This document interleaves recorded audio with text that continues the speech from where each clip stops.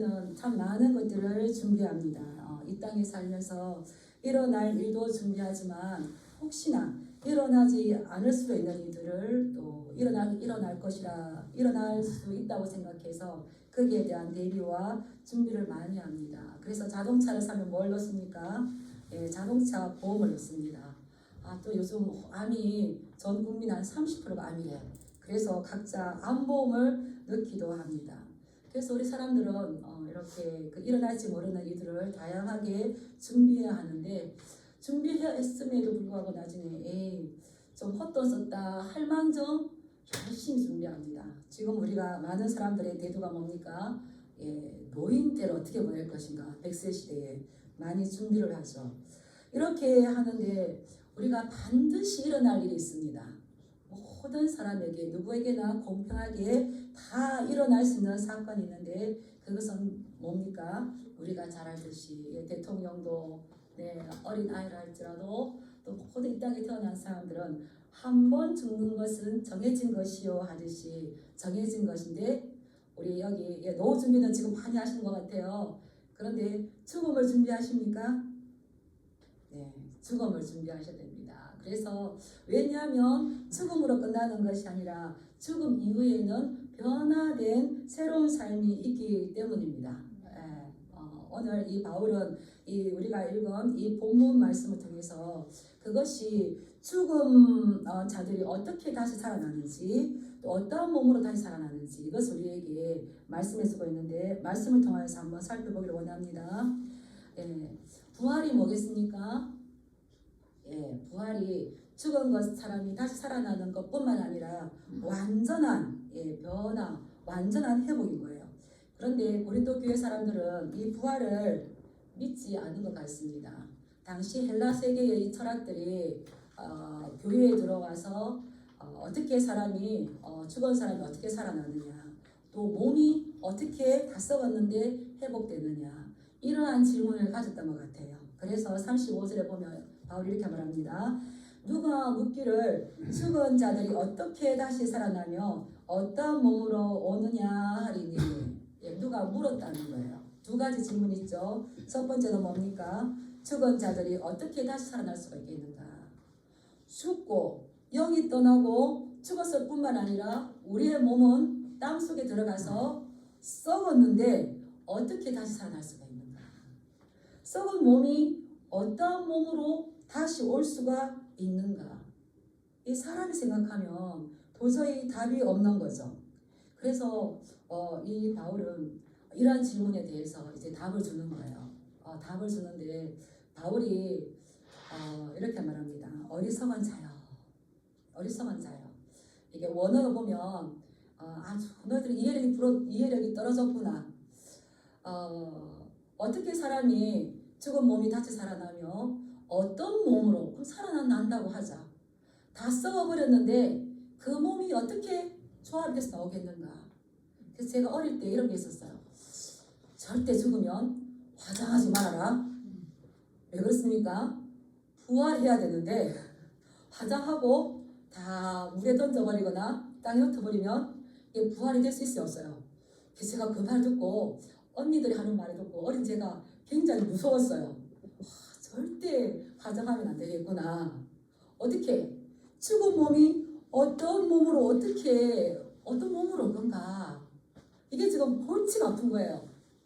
그리고 육은 무익한 거고 영만 좋은 거라네. 헬라 세계의 철학 가운데 육은 무익한 거야. 영만 회복될 거야. 제가 생각해봤어요. 영만 회복되면 지금 우리 미신 믿는 거 뭐와 같은 겁니까? 귀신이 돼서 둥둥둥둥 떠다니는 거. 이거와 같은데 너희들 하나님을 믿어도 참 진리를 깨닫지 못하는구나. 어리석은 자여. 어리석은 자여. 내가 뿌리는 씨가 죽지 않으면 살아나지 못하겠고. 왜 어리석냐 하면 네가 생활 가운데에서 자연의 법칙으로 충분하게 깨달을 수 있는 것을 너는 억지로 이것이 도저히 할 수 없다고 말하는구나. 다시 말하면 네가 조금 더 눈을 뜨고 관심 있게 보면 여기에 대한 답은 충분히 가질 수가 있는데 너는 없다라고 하는구나. 그러니 내가 어리석은 자지. 이렇게 지금 이야기하는 거예요. 그래서 아까도 말씀드렸듯이 바울은 이 부활을 설명하기 위해서 농부가 씨 뿌리는 비유, 이 자연 법칙을 가지고 이야기를 하죠. 지금 여기 여러 가지 세 가지 비유가 나오기 때문에 막 헷갈려요. 그래서 제가 한번 정리하겠습니다. 이 부활과 부활의 몸을 설명하기 위해서 36절부터 38절까지는요. 식물의 씨앗을 가지고 비유해 줍니다. 그리고 39절에는 몸의 비유, 그리고 40절에서 42절에는 영광의 차이를 가지고 이야기해요. 제가 먼저 36절, 38절을 가지고 이 씨앗의 원리를 가지고 부활을 설명한 것을 한번 제가 살펴보겠습니다. 바울이 어리석은 자야, 네가 뿌리는 씨가 죽지 않으면 살아나지 못하겠고, 네가 땅에 농사를 짓기 위해서 이 씨앗을 뿌려요. 그 씨앗을 뿌리면 씨앗 그대로 있습니까? 씨앗이 썩습니까? 썩어요. 우리는 시골에 살기 때문에 이것을 너무나 잘 알 수 있습니다. 제가 어릴 때 아버지 따라서 산에 가면 씨앗들이 죽었어요. 제가 알밤을 주었어요. 너무너무 좋아가지고 알밤을 주었다고 하는데 거기서 탁 이렇게 눌러보면 어떻습니까? 물컹하고 그 안에서 싹이 나죠. 씨앗이 살아있으니까 썩었습니까? 썩었어요. 잘 이해하셔야 돼요.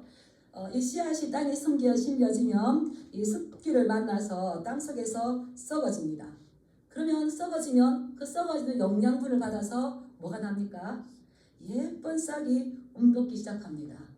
예쁜 싹이 움돋아서 자라나고 거기에 아름다운 꽃이 피고 또 풍성한 열매가 맺기도 합니다. 예수님께서 말씀하셨죠. 한 알의 밀이 땅에 떨어져 죽지 아니하면 그대로 있어요. 죽어야 많은 열매를 맺는다고 했어요. 네가 알지 못하느냐? 네가 뿌리는 씨가 죽지 아니하면 살아날 수가 없겠는데, 죽는 것은 죽음으로만 끝나는 것이 아니라 어떻게 하기 위해서 죽는 겁니까? 새로운 생명을 꽃필 수 있도록 하기 위해서 자라는 겁니다. 이것이 씨앗 속에 감추어진 비밀이죠. 그런데 이 놀라운 건 그 씨앗을 심었는데 거기에서 어떤 것이 나옵니까? 내가 뿌리는 것은 장래의 형체를 뿌리는 것이 아니요 다만 밀이나 다른 것의 알맹이 뿐이로되. 제가 이것을 누구나 잘 아는 건데 저는 설교를 해야 되잖아요. 그래서 어떻게 할까 많은 고민 가운데 이제 감자가 생각이 났어요. 감자. 저희 어머니께서 제가 어렸을 때에 감자를 심자, 감자씨라고 하더라고요. 그래서 저는 감자를 심을 거면 이제 큰 감자를 얻어야 돼서, 그러면 뭘 심겠습니까? 큰 감자를 땅에 심는 줄 알았어요. 근데 감자 씨를 만들어야 된대요. 그러고는 저녁에 이렇게 감자를 가져와서 어떻게 합니까? 감자를 잘라요. 난도질을 해요. 그래서 엄마가 그게 뭐 하냐니까 감자 씨를 만든대요. 이해가십니까? 저는 그것을 한동안 이해를 못했어요. 아니 이렇게 다 잘라버리는데 감자 씨눈이래요. 근데 제가 이제 뒤에 그 씨눈을 발견하고는 감자 자르는 걸 너무 좋아했어요. 큰 감자를 얻기 위해서 감자 형체를 심습니까? 아니면은 장차 나타날 그 형체를 심는 것이 아니라 지금 단순한 씨앗 하나를 심습니까? 하나를 심어요. 그렇죠?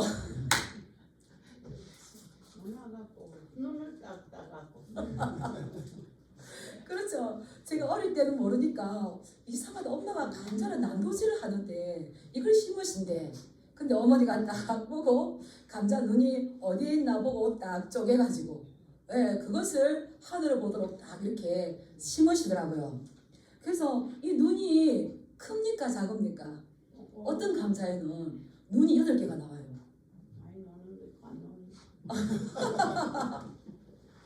제가 그래서 이거를 어떤 것을 가지고 예를 들지? 왜냐하면 요즘은 씨를 심지 않고 뭘 심습니까? 모종을 심어버려요. 그래서 이 씨에 대한 이게 설명하기가 참 쉽지 않는데, 그래서 이 씨앗을 심을 때 어린 저처럼 이것이 어떻게 감자가 될 수 있으려나? 미래의 장래의 형체를 심는 것이 아니라 그냥 단순한 알맹이, 씨앗을 심는데 그것을 심어놓고 싹이 나고 감자꽃이 피고 파보니까 감자가 나니까 이게 감자구나. 예, 작년 봄에 정나 권사님께서 꽃씨를 많이 가져오셨어요. 예쁜 꽃씨를 다 받으셨는가 봐요. 그리고 심으신대요. 그래서 제가 권사님 이 씨앗은 무슨 꽃의 씨앗입니까? 하니까 권사님이 몰라요. 심어서 나봐야 알죠. 씨만 보고 장래의 형체를 알 수 있습니까? 모릅니까? 장래 형체를 알 수가 없어요. 그런데 씨앗을 심었어요. 감자 씨앗을 심었어요. 어떤 꽃 씨앗을 심었어요. 비슷하게 납니까? 완전 다른 게 납니까? 완전 다른 것이 나옵니다. 상상할 수 없는 것이 나옵니다. 그래서 제가 이 말씀 이렇게 풀다가 누가 그 씨앗에 장래 형체를 넣어주셨을까요? 하나님께서 넣어주셨어요. 하나님께서. 그래서 38절에 뭐라고 했냐면 하나님이 그 뜻대로 그에게 형체를 주시되 각 종자에게 그 형체를 주시느니라. 씨앗을 심었지만 그 씨앗이 죽고 썩어지면 그걸로 끝나는 것이 아니라 그 씨앗에 하나님께서 그 뜻대로 그 종자에게 형체를 주신다는 거죠. 몸을 주신다는 겁니다. 창세기 1장에 하나님께서 땅을 만드시고 거기에 땅을 장식하실 때에 풀과 씨 맺는 채소와 열매 맺는 나무를 내라 하시고 만드셨어요. 그래서 그 씨에 몸을 주신 분은 누굽니까? 네, 하나님 거예요. 하나님. 그래서 우리가 이런 것들을 우리가 지식적으로 철학적으로 풀면 답이 없는데 창세로 돌아가서 천지창조하신 하나님께 갖다 대면 답은 금방 나와요. 그 작은 씨앗도 이렇게 땅에 심으면 썩어져서 새로운 몸으로 나오는 것처럼 하나님께서 예수님께서 말씀하셨죠. 하물며 너희일까 보냐 믿음이 작은 자들아. 예, 오늘 피었다 지는 들풀도 먹이시고 입히시고 공중에 나는 새도 먹이시는 그 하나님께서 당신의 형상으로 만드신 이 우리들을 죽었다가 다시 회복하기가 어려울까요? 쉬울까요? 하실 수 있는 거죠. 그래서 예수님 앞에서는 죽은 것이 뭐라고 그랬습니까? 잔다라고 하십니다. 잔다. 그래서 우리는 모든 것이 성경으로 돌아가지 않으면 서로 논쟁으로 끝날 수밖에 없어요. 그래서 죽은 자들은 어떻게 다시 살아나는가? 그 땅에 심겨진 씨앗이 죽는 것처럼 그러나 새로운 싹으로 돋아나는 것처럼 우리도 땅에 묻혀서 매장되어지면 그것으로서 끝나는 것이 아니라 다시 부활의 몸으로 생명체로 완전하게 회복되어서 살아나는 줄 믿습니다. 아멘. 네, 그래. 그러면 죽은 자들이 다시 살아난다 하면 몸은 어떻게 되느냐? 몸은. 두 번째 질문이죠. 39절에서 41절까지 말씀 보면 그러면 과연 부활한다면 어떤 몸으로 하나님께서 만들 수가 있겠는가 질문할 때에 또 이 바울은 우리가 잘 아는 것으로 쉽게 설명을 해요. 39절부터 41절까지가 그 말씀이 나오는데 제가 한번 읽어드리겠습니다. 육체는 다 같은 육체가 아니니 하나는 사람의 육체요 하나는 짐승의 육체요 하나는 새의 육체요 하나는 물고기의 육체라. 예. 이 씨 맺는 종류가 여러 가지가 이 씨앗이 있듯이 몸에도 우리 사람 몸만 있다. 여러 가지 다양한 몸이 있다. 다양한 몸이 있습니다. 창조주 하나님께서는 이 몸의 종류도 놀랄 만큼 다양하게 지으셨어요. 우리가 읽은 것처럼 사람의 몸도 있고 동물의 몸도 있고 새의 몸도 있고 물고기의 몸도 있어요. 근데 제가 펼쳐가겠습니다. 사람의 몸이 있지만 어떤 몸이 있습니까? 키가 큰 사람도 있고요. 작은 사람도 있고요. 마른 사람도 있고요. 통통한 사람도 있고요. 새 박물관 한번 가보시기 바랍니다. 찬란하게 그 몸의 종류를 다양하게 아주 작은 새가 있는가 하면 독수리처럼 큰 새가 있죠.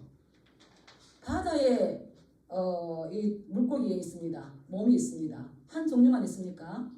얼마나 무수한 그 물고기의 이 종류가 있습니까?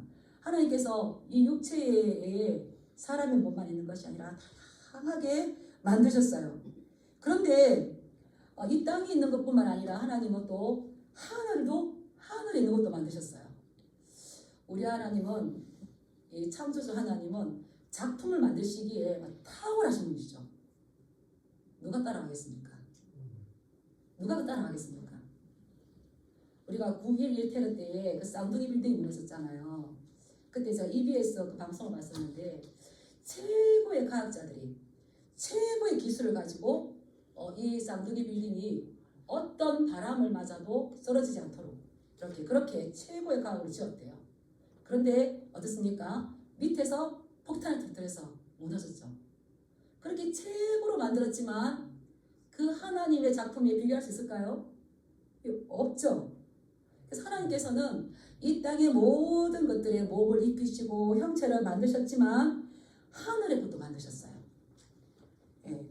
40절에 보면 하늘에 속한 형체도 있고 땅에 속한 형체도 있으나 하늘에 속한 것의 영광이 따로 있고 땅에 속한 것의 영광이 따로 있으니, 몸을 만들었는데 하나님이 실력이 적어서 이 흩어진 것들을 못 만드는 게 아니라 창조주 하나님은 땅에 있는 모든 것들뿐만 아니라 하늘에 있는 모든 것들을 만들었는데, 세상에 놀랍게 하늘의 것들은 빛이 나게 만드셨어요. 뭘 만드셨습니까? 해와 달과 별들을 만드셨다고 했어요. 바울은 논지는 뭡니까? 이렇게 모든 형체를 만드시는 그 하나님께서 우리 인간이 썩어 없어진 그 몸을 다시 만들 수 있지 않겠느냐, 만들 수 없겠느냐, 이렇게 하는 거죠. 하늘의 별들이 얼마나 많은지, 해와 달과 별들에게 그냥 만드신 것이 아니라 그들에게 빛을 주셔서 강명체가 주어서 밤에 하늘을 수놓을 수 있도록 장식하게 만들지 않았습니까? 이러한 것들의 질문들을 우리가 사람의 생각을 하면 답이 없어요. 어디로 가야 되겠습니까? 창조주 하나님. 그래서 제가 이 하늘의 별이 얼마나 많은지를 물어봤어요. 찾아봤어요. 그러는데 셀 수가 없도록. 이 은하에 있는 별이 1000억에서 4000억인데, 그 은하도 어마어마합니다. 우리 하나님은 크고 힘있고 능력 있으신 분 좀 있습니다. 근데 그 하나님을 나의 작은 머리로 생각하고 이해하면 될까요, 안 될까요? 우리 기독교는 이해의 종교가 아니라 믿음의 종교입니다. 그래서 어떻게 사람이 살아날 수가 있으며 어떤 몸을 당했느냐. 근데 바울이 이렇게 말할 수 있는 확신은 뭡니까? 그가 삼천천에 갔다 왔잖아요. 안 가본 사람의 말을 듣겠습니까? 갔다 온 사람의 말을 듣겠습니까? 이와 같이 그 씨앗을 심었는데 씨앗이 썩어서 죽은 것 같지만 그것으로 끝나지 않고 그 씨앗에서 새로운 생명의 싹이 나듯이 그 몸이 다 없어진 것 같지만 하나님께서 우리의 몸도 만드실 건데, 42절에 죽은 자의 부활도 그와 같으니 썩을 것으로 심고 썩지 아니할 것으로 다시 살아나며. 이것을 믿으십니까? 가서 이렇게 이야기를 하다 보면 이제 하나님 모르시는 분들은 죽으면 그만이지 그 다음에 뭐가 있는지 어떻게 알아? 그래요. 그런데 하나님께서는 죽은 자를 살리시고 그들에게 새로운 몸을 입히신 줄 믿습니다. 그래서 이 부활의 몸은 이 땅의 몸과 이렇게 같이 가기도 하고 다르기도 해요. 이것을 뭐라고 하냐면 따라서 연속성과 불연속성이다. 쉽게 말하면 예수님께서 십자가에 죽으시고 부활하셨어요. 그런데 다른 몸으로 왔으니까 제자들이 알아볼 수 있는 예수님 자신의 몸으로 오셨습니까? 오셨어요. 그죠? 그리고 제자들에게 같이 조각을 지어주시고 잡수셨어요. 유령으로 온 거 아니죠? 몸으로 같이 부활하신 겁니다. 그랬는데 달라요. 제자들이 두려워서 문을 걸어 잠그고 숨어 있었어요. 근데 예수님은 그 벽을 통과하셨어요. 시공간을 초월했다고 이렇게 하시죠. 그것처럼 그래서 이 도마가 의심할 때 뭐라고 그랬어요? 내 손을 보고 내 손을 내면 내 옆구리를 만져보아라. 그리하여 믿음 없는 자가 되지 말고 믿는 자가 되라. 주님의 말씀에 대해서 하나님 이것이 깨달아지도록 은혜 주시옵소서 기도해야 될 줄 믿습니다. 네, 그래서 이 영속 속으로 똑같은 예수님으로 오셨지만 변화산상에서 모세, 엘리야, 예수님 오셨어요. 이들이 모세와 엘리야를 본 적이 없지만 어땠어요? 알아봤어요. 천국에서 만나보자. 그날 아침 거기서 만날 건데 우리가 다음에 천국에서 다 만날 줄 믿습니다. 서로 몰라봐. 모르게 부활했어. 그러면 저기 누가 누구지? 근데 우리가 연속성을 가지고 부활하겠죠. 만나보는 거예요. 우리 그때 그날 아침 거기서 다 모이시기 축복합니다. 네. 그러는데 이 땅의 한계를 가진 몸과는 완전 다르게 부활의 몸은 질병이나 고통이나 노삼이 없는 새로운 차원으로 부활하는 줄 믿습니다. 저 하늘에는 눈물이 없네. 거기는 슬픔도 없네. 완전한 것이죠. 그래서 이 부활의 몸의 특징이 있는데요. 42절부터 44절까지 나왔는데 썩을 것으로 심고 무엇으로 거둡니까? 썩지 않을 것으로 다시 살아나며. 우리 몸은 아무리 가꾸고 발라주고 입혀줘도 결국은 어떻습니까? 썩어집니다. 우리 육체는 썩어질 수밖에 없고 죽을 수밖에 없어요. 이 노화를 막을 수가 없어요. 그리고 또 이 가치가 아주 욕된 거, 무가치하다는 뜻이 있어요. 무가치하는 것으로 심고 무엇으로 다시 살아납니까? 영광스러운 몸. 속히 비교할 수 없는 그 영광스러운 몸으로 싶죠. 우리 이 땅에 우리의 몸은 한계가 있어서 너무 약해요. 그래서 환난이나 어려움이 오면 우리가 어떻게 할지 몰라요. 그러는데 다시 부활의 몸은 어떻습니까? 강한 것으로 다시 살아나며. 어떤 환난이나 이 땅 어떤 환경의 지배를 받습니까? 받지 않습니까? 받지 않죠. 그래서 육으로 심고 신령한 몸으로 다시 살아나는 완전한 부활체에 이 몸으로 다시 회복된다는 겁니다. 그래서 우리 44절 한번 읽어보겠습니다. 시작. 육의 몸으로 심고 신령한 몸으로 다시 살아나니 육의 몸이 있은즉 또 영의 몸도 있느니라. 아멘. 35절에 이 질문에 대한 답이에요. 누가 묻기를 죽은 자들이 어떻게 다시 살아나며 어떤 몸으로 오느냐 하리니 우리가 육의 몸이 있은즉 뭐도 있는 겁니까? 신령한 몸, 부활의 몸, 영의 몸이 있는 겁니다. 그런데 그런 몸이 있으려면 무엇을 심어야 돼요? 육의 몸을 심는다는 것은 죽어 내장하는 거죠.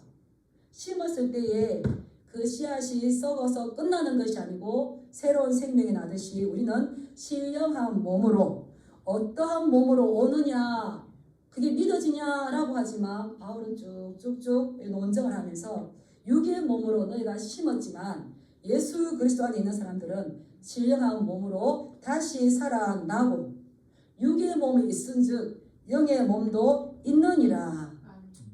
믿으십니까? 우리가 언젠가는 모두가 다 이 몸은 흙으로 만들었기 때문에 흙으로 돌아갑니다. 그러나 다시 신령한 몸이 되어지기 위해서는 반드시 필수 과정이 있어요. 그게 뭡니까? 죽는 거. 죽은 거죠. 이 몸이 썩어지는 거. 그렇게 되면 다시 우리는 신령한 몸으로 새롭게 완전히 회복되는 몸으로 살아납니다. 누구 때문에 그렇습니까? 네, 우리 45절 말씀 한번 읽어보겠습니다. 시작. 기록된 바 첫 사람 아담은 생명이 되었다 함과 같이 마지막 아담은 살려주는 영이 되었나니. 그냥 아담은 흙으로 만들어져서 자기가 살아있지만 우리 예수 그리스도께서 부활하신 예수 그리스도께서는 어떤 영이 되셨다는 겁니까? 살려주는 영이 되는 거예요. 그래서 성도의 영광은 뭡니까? 장차 얻을 영광의 몸인 거예요. 그렇다면 우리가 이 땅에 우리의 몸이 날로 후패해져 가고 이 땅의 소망이 끊어지고 가치가 없는 것 같아도 우리는 무엇을 소망할 수 있는 겁니까? 영광스러운 것.